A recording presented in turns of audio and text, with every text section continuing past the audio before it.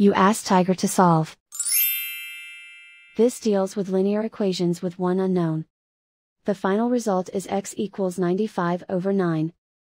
Let's solve it step by step. Group all x terms on the left side of the equation. Subtract 15x from both sides. Group like terms. Simplify the arithmetic. Group like terms. Simplify the arithmetic. Group all constants on the right side of the equation. Subtract 155 from both sides. Simplify the arithmetic.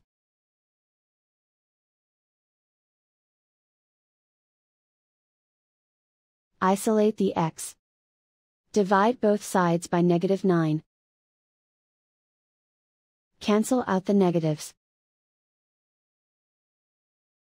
Simplify the fraction. Cancel out the negatives. And so the final result is x equals 95/9.